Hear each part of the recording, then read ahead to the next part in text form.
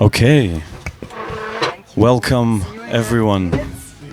Everyone's getting comfortable. Thank you. A little introduction. I'm here in the booth today with Neil Fraser, aka Mad Professor, that made the journey from London this morning to come play an event here in Brussels at Circle Park, happening right now actually. It's Encore Dub and Vestige Klub, two young collectives that have partnered to bring some dub music open air during the day and then an after party at La Fabrique with some bass music. And we're really, really happy and honored to have Mad Professor coming to play a live dub show with his friend Pat, who will be on the mic. And I've got a few questions. I think we can do a little interview slash music session together in the booth today. Yes. And so I think we can just start this interview by talking about Brussels, maybe, as we've been doing since you arrived. Boy. Here we go. And first question from me would be, when was the last time you were in Brussels, and how do you feel about Brussels? What's your thoughts about this city, or Belgium if you want?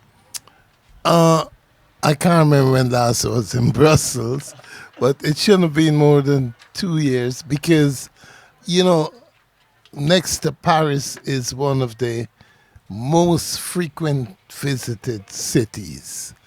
And, we've got a lot of friends in Brussels. It takes about 4 hours to get to Brussels, especially with the tunnel. It takes longer to fly to Brussels.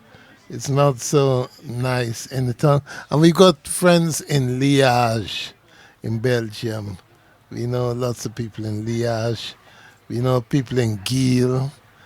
We know people in Lille as well. So, Brussels is like England for us.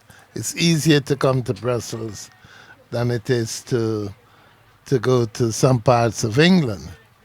And, there's a lot of reggae fans in Brussels. Over the years, we would come here. It's one of what we think the freer cities of Europe, where you could smoke. Yes, am I right?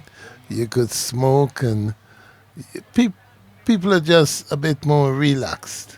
And now, today, here is summer's day. The weather is good. People are outdoor in a park that reminds me a bit of Hyde Park, and people are sitting around. Very pleasant. None of the tension that you get in most British cities. Thank you. Yeah, this is a nice feeling then. I think we have quite a positive side of it, so thank you for that. And, to maybe just give an idea, maybe some people are listening and don't really know who Mad Professor is, if that even exists, because everyone seems to know. But, I think it's good to maybe start the musical side of things by reminding people who you are. So I've got a first track that I've prepared here, and I can give people a little taste of who Mad Professor is. If I remember. Let me hear. Okay.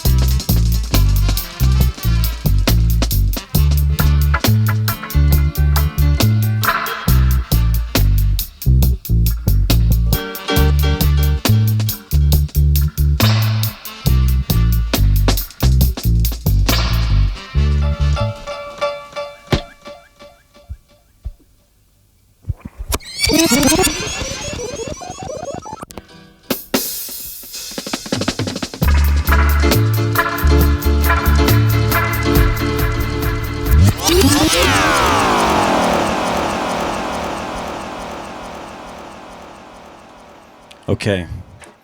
So Okay. I asked Prof, do you know why I chose this track? And he knew immediately, so maybe explain to them. Well, this is the first album I've ever made. And it was a crazy move because I never made an album before. And I had decided to do a dub series. And it was Dub Me Crazy. And this is a track that I use Rico Rodriguez, Eddie Tantan, and Bami on sax.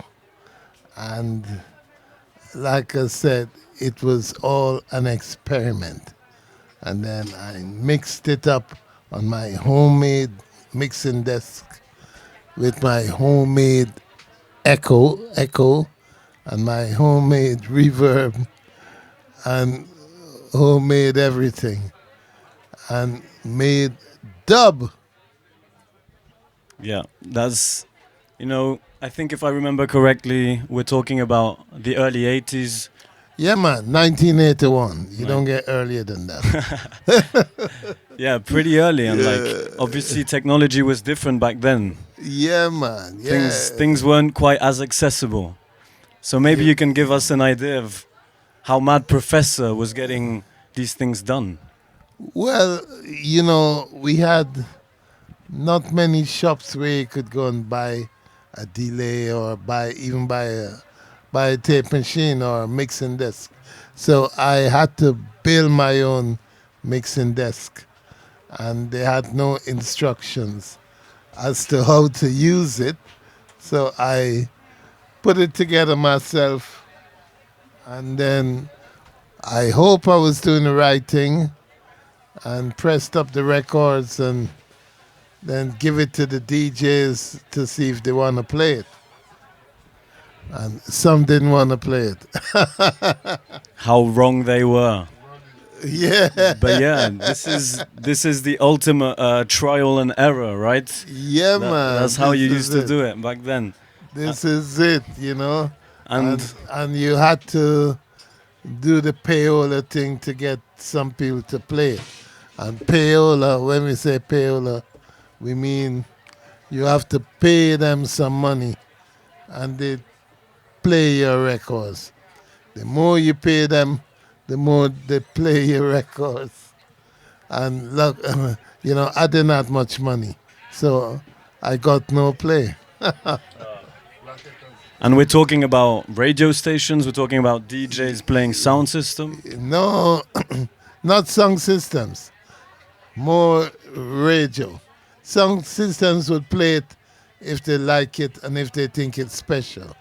I mean, there are a few DJs who play it because they like it too, few radio DJs. John Peel, for instance, the late great John Peel, he liked anything that sounded different, and he would play it. And he was on the BBC too. But you had some legal DJs, they didn't want to know, man. They were so big and high and mighty, and Different times yeah, for man. sure. Yeah, man. But maybe I can ask, so who were the first DJs to believe in the Mad Professor? Like I said, John Peel.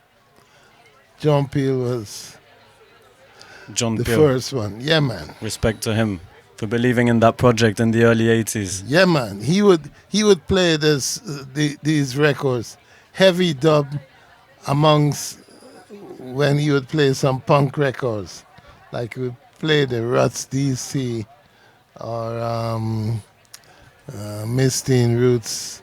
He'd play some culture records, and then in the middle he'd play like a Mad Professor dub or Scientist or anything like that. And that's quite an interesting bridge that you're making there, because obviously when we're talking about the 80s, dub and reggae isn't as established as a music genre as it is now. It's obviously something is happening on that side of music, but it's still very new. And Yeah, man. Reggae was the outside music. A lot of people think it was a throwaway music. It was so outside the general music scene that if you go to international conferences like, say, MIDEM, the MIDEM that was in south of France in Cannes, when you fill in the form to attend the MIDEM and they ask you what type of music you do, there was no category for reggae. You had to go pretending that you're R&B or you soul, but there was nothing for reggae. So somehow you had to tell people, well, it's kind of like a R&B kind of thing. There's nothing for like reggae or calypso or Caribbean. Nothing. And that's so crazy to think now. In 2026, reggae has gone through such an insane expansion. I think you can find reggae in pretty much every country. It's gone international, as they say, you know, Very. international. I mean, for the music coming out of a small island, of like Jamaica, out of a few studios, it has morphed itself into so many different tangents. There is reggae for lovers, lovers reggae. The dub reggae is more or less like a jazzy kind of freestyle, creative burst of energy. There is dancehall reggae for if you want to dance. It's a little bit like calypso. There is all kinds of reggae, you know. I mean, it's so, as a Caribbean person, I'm so proud of reggae. And Mad Professor obviously chose his way through the different tangents, and I think it can be quite we can agree on the fact that you chose the dub way. Yeah, man. I mean, I'm making some other kinds of reggae as well. I make like lovers rock, but I make dub primarily. I make protest. I'm into the expression of social messages. Like I would make records about racism. I would make records of people who are aggressive to women, So I'm into making records that could stimulate positive change. And I think all those topics are inherent to this music, and it's really important to remind people of this because it has to stay an essential part of this music. Yeah, and I man. think something else that I meant when I was saying that you focused on the dub part of things is dubbing as a process, as a musical process, as a technological process. Mad Professor has decided to stick to his guns with the live dubbing. And this is a question that I had for you too. Has Mad Professor always been a live dubbing act, or has Mad Professor also been part of selectors, sound systems and stuff like that? Well, dub started in the studio, and dub wasn't so much, you see the sound system thing. Sound system was really the way to communicate with audiences in the dance and in general, because don't forget, we couldn't get airplay on the radio. So if you wanted to hear certain tracks, you had to go to a dance and listen, like Sir Coxson's song or Jashaka's song. These are all song systems. But they weren't necessarily just dub. A lot of time they would play the vocal, and then on the B side would be the dub. Then they flick over the vocal, then you hear the dub. Originally what we used to call dub was bass and drum. So you turn it over and you hear the bass and drum. And the bass and drum is where the MCs would come over the drum and bass and drum, and the MC would start chatting. So, it really wasn't just about the dub.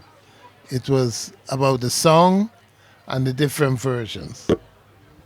Speaking about versions, I've just looked through the records that I brought today, and I have a track here that's actually a bit of a mystery to me because no information except for the Ariwa stamp.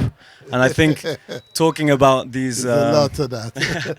talking about these sound system essentials and dub essentials, I feel like this one is a good illustration of it. So let's listen.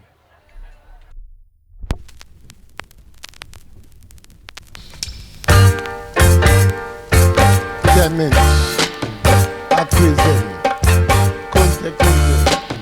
Conte, conte, conte, conte, conte, conte. Conte.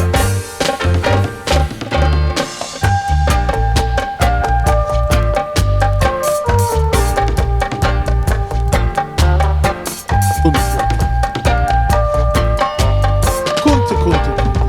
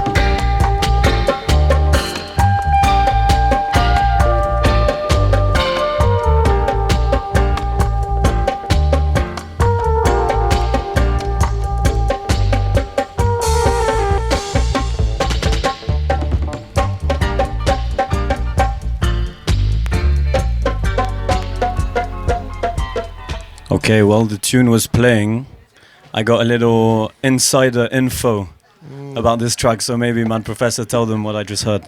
Yeah, man. Well, this track was recorded in my front room in 1981, I think around August, September 81. And it's the great horseman, Wayne Williams on drums, then on bass, Bernard, the bass player for Aquism, keyboard is Sergeant Pepper on Casio keyboard, on bongos, percussion is Jashaka. And this is a very special track because we recorded the track around August 10. Me and Shaka, we got together, became good friends, and he heard the track and he loved it so much he wanted to play on it. And he did 2 tracks of percussion on this track. Really special song. Because, of course, Shaka is no longer with us, and he is one of the great song system warriors of the music and of the dub business. You know, he carved a song out for himself, and he is a very special person, very great musician, play bass as well, you know, so musical, so special. Rest in peace, Shaka. I think numerous other people who have been inspired by him, who have been inspired by what he brought to sound system culture, and I think sound system culture as a whole wouldn't be what it is today without him, without you. Absolutely.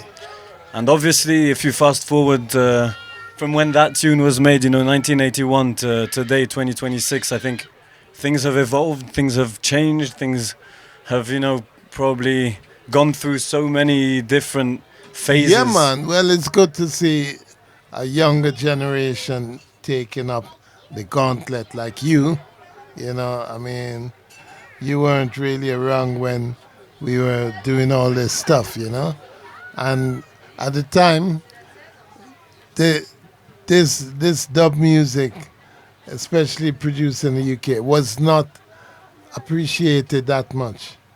But as time went on, people like yourself who come along and you hear things and you really identified with it, And yeah, I know a lot of people end up calling it bass music, but we don't really call it bass music because bass was always a part of it, It's just that we used to push the bass more, and the bass was the lead instrument. The bass carried a message, the message of protest, Doogu doogu doom, doogu doogu doom, doom. The bass is the dominant factor in the music, Yes, driven by the bass, and let the bass drive you and understand the message behind this music. I think it's wise words, obviously. And today we're here because you're coming to play in Brussels for younger collectives, and these young collectives, I think, are emerging more and more. A lot of young collectives are interested in dub music, so maybe if I can ask you, what's your word of advice for young collectives? Well, try to go for music that involve people playing together, because the spirit of creativity come to its own when you have like 3 or 4 musicians interacting with each other, Bass talking to drum, guitar talking to bass, keyboard talking to guitar, and you make a joyful noise unto the Lord. It's really important to have this interaction between brethren, I brethren, bouncing off of each other. Very, very spiritual. Thank you very much for this advice. Maybe if we go back in the past again, maybe to the 90s this time, a lot of people, when I told them that we were inviting Mad Professor to Brussels, they knew your music, but not necessarily through the dubbiest albums, you know, not necessarily through that, because you've contributed as a sound engineer and as a producer to many different genres. And as we were saying, dub has evolved throughout the years, and I think it's been involved as a technological process in music. So I'm going to play a track next to maybe give this little introduction to the topic of the influence of dub in other music genres. So next track, some people might recognize.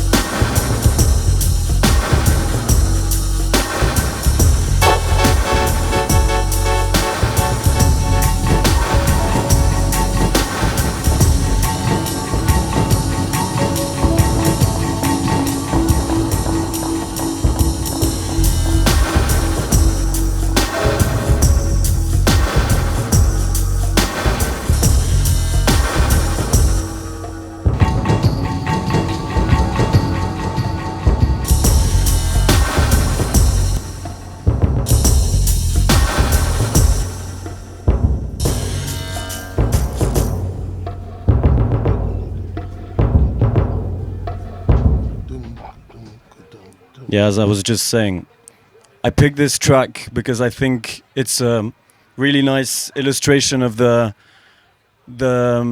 process of dubbing in the hybridization of genres across time. Now we're talking about mid-90s, I think.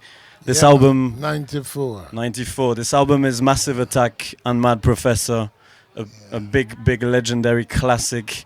The album is called No Protection, if I remember correctly. Absolutely, No Protection. And maybe tell us more about this track and this album. Well, the album was like Massive Attack's second album, and they came to me just before it was released, and they want some dub mixes.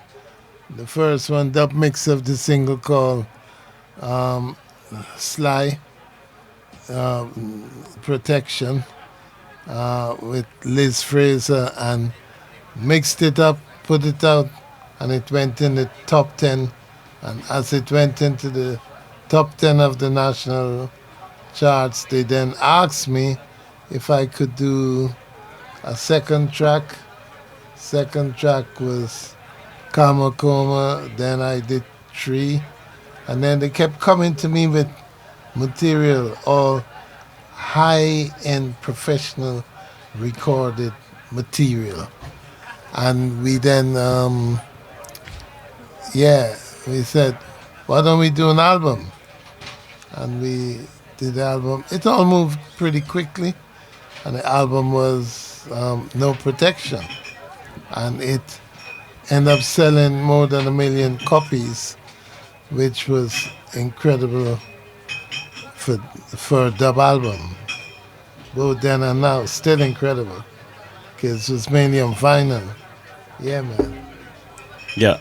Original release on vinyl, and I think it's been repressed and remastered and re-everything with time because people just wanted to hear more of it, you know?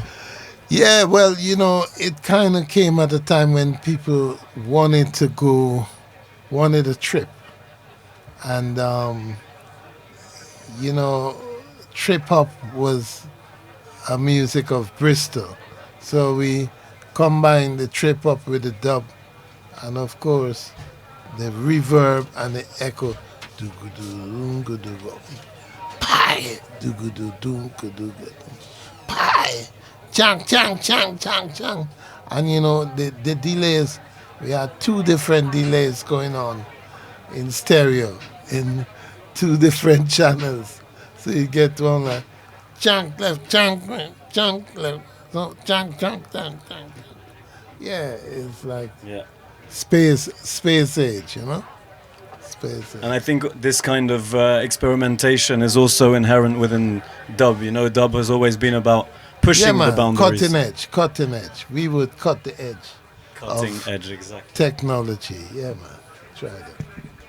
And I mean, there's so much to say, and I think the influence of Mad Professor with time is about introducing these cutting edge elements to music in general, and whether it be with new musical genres like trip hop that were appearing in that time.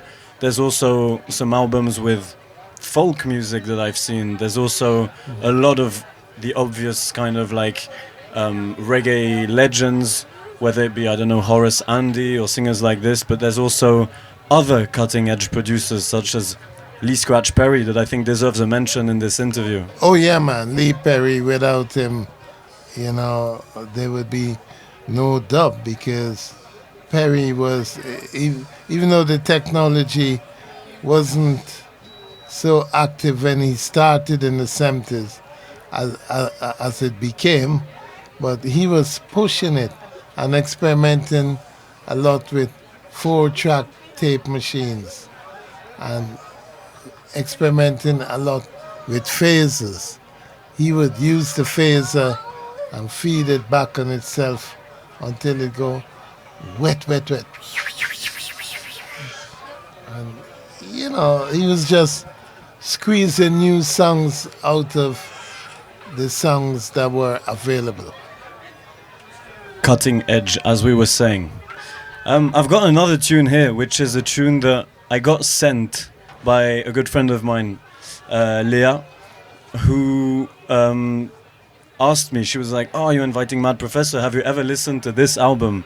And this one I didn't know, and I don't even understand the title. So I'll just invite people to listen, and maybe then you can give us some more, inside info about this. But this also illustrates just the influence of Mad Professor on all music genres.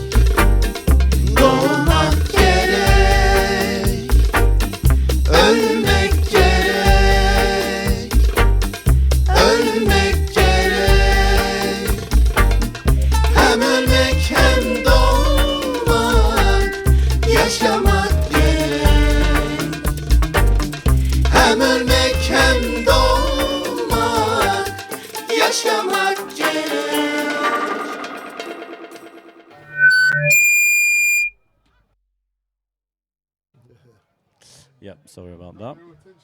Yeah, we got their attention. That's good. That's good. Yeah, this track is with a band called Baba Zula from Turkey, right? Yeah, man. Baba Zula from Istanbul. Mukesh, Murit, and the other guys, they were a band from Istanbul. We got together, we made 2 albums together, Belly Dancing Dub, and it's very hypnotic, man. Very nice guys. And the rhythm track is from a Sly and Robbie section, and they're playing the Turkish calabash guitar on top of it. Beautiful melodies. Really beautiful. Yeah, beautiful melodies, and once again, the contributions of Mad Professor to such a diverse spectrum of music through time. I've been trying to illustrate this with the limited time we have, trying to pick and curate these examples. And I think it leads me to a question, which is that obviously with time, contributing to a lot of this music also means traveling the world. And I wanted to ask you, how has traveling the world influenced you as a person and also as an artist? Well, we live in a world with billions of people. And so many different kinds of people. You have Asian people, Japanese people, black people, African people, white people. You have South American people. And people influence different people. Like Gengis Khan influence the Italians, so they end up with noodles. They ended up making their form of chow mein. So, it's funny how each one teach one and each one influence each one. So noodles became spaghetti, and when I was in Turkey, I got together with the Turkish guys and we ended up music. I mean, reggae, people like, things like reggae and cumbia, all these music, new music from the new world is because African people experiment with Latin people, experiment with Caribbean people, Arawaks and Caribs and Samba. So, the world is enriched by different cultures getting together, and we have to keep our mind open and give things a chance to experiment and to grow, Yeah, you have to open up and welcome. Yeah. And Mad Professor's career has just been, I think, almost a lifetime of experimenting. And the experimenting goes on. 2026, Mad Professor is still experimenting. Maybe tell us about your latest experiments. Yeah, well, for my latest thing now, I went to Jamaica and recorded a guy called Warrior King. And, we just got him on some of our tracks. And some tracks that were written by another Jamaican, Yabiyu.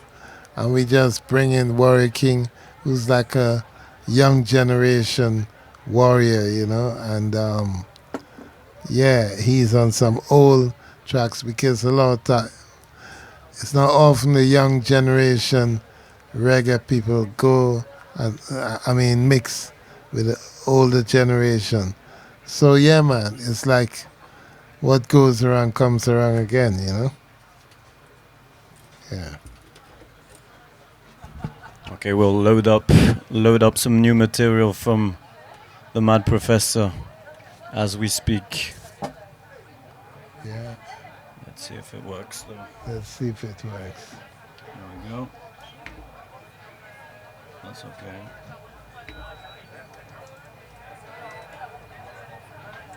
Move your razors. Yeah. Yeah, this is Warrior King. Check it out.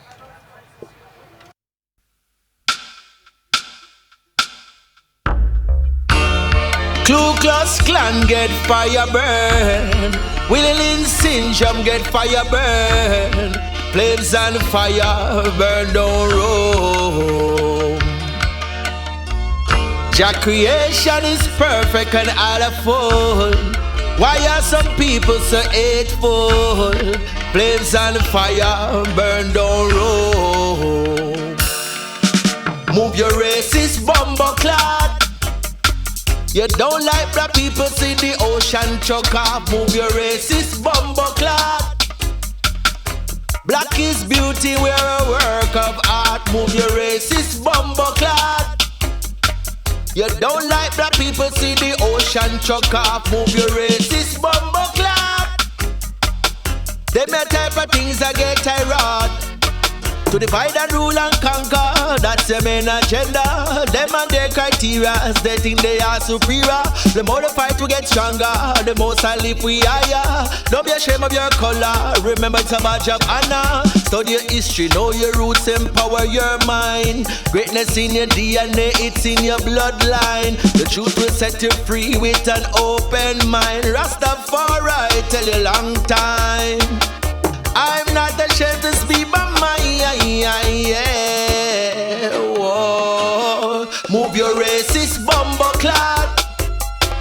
You don't like black people, see the ocean choke off. Move your racist bumbo clot. Black is beauty, we're a work of art. Move your racist bumbo clot. You don't like black people, see the ocean choke off. Move your racist bumbo clot. Them the type of things that get irate. Hey, black people rise now, black people shine now. Emancipated minds now, we tired of the lies now. Slavery abolish, reparation a time now. No more free labor. Pay me fee with time now. Colonial masters, judgment time now. Black people stand up for your rights now. Move your racist bumbo clot. You don't like black people, see the ocean choke off. Move your racist bumbo clot. Black is beauty, we're a work of art. Move your racist bumbo clot. You don't like black people, see the ocean choke off. Move your racist bumbo clot. Them a type of things that get irate. Hey, to divide and rule and conquer, that's their main agenda. Them and their criteria, they think they are superior. The more they fight to get stronger, the most I live we higher. Don't be ashamed of your color, remember it's a badge of honor. Study your history, know your roots, empower your mind. Greatness in your DNA, it's in your bloodline. The truth will set you free with an open mind. Rastafari, tell you long time. I'm not ashamed to speak my mind. Whoa. Move your racist bumbo clot. You don't like black people, see the ocean choke off. Move your racist bumbo clot. Black is beauty, we're a work of art. Move your racist bumbo clot. You don't like black people, see the ocean choke off. Move your racist bumbo clot.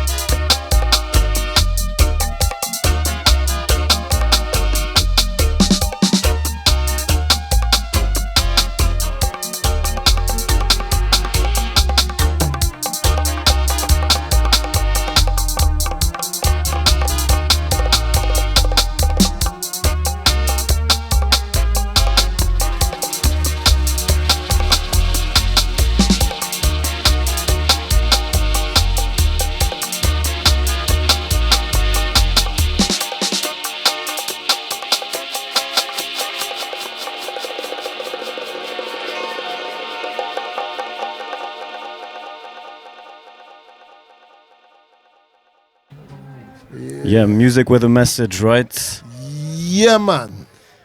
So, time is running fast. We've got a couple minutes left. I maybe wanted to ask a quick question about Warrior King. Do you want to tell us more about him?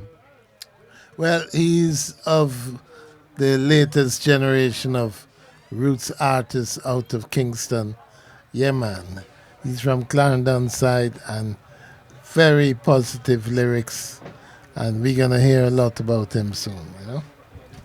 Yeah, man. Okay, yeah. And, okay, we've tried to cover the... It's not easy to cover. Yes, we've tried to cover the maximum we could in this small hour that we have here at Kiosk Radio. And I want to say thank you very much. It's been an honor and a pleasure. We want to remind the people as well that Mad Professor is playing live here in Brussels today. Yeah, alongside Pan-Africanist, yeah, Patrick. With Pat on the mic, spreading the spectrum of Mad Professor tunes over a couple hours. Ariwa sounds. And so yeah, it's happening here at Circle Park in Brussels with the after party at La Fabrique later today. And thank you everyone for listening. Thank you Kiosk Radio. Thank you for listening and for coming, yeah. And maybe last words from Mad Professor then. Well, see you later, and this is a dub experiment. So come along tonight and we'll dub you crazy. Yeah, man. Yeah, come along tonight. Yes, Leslie.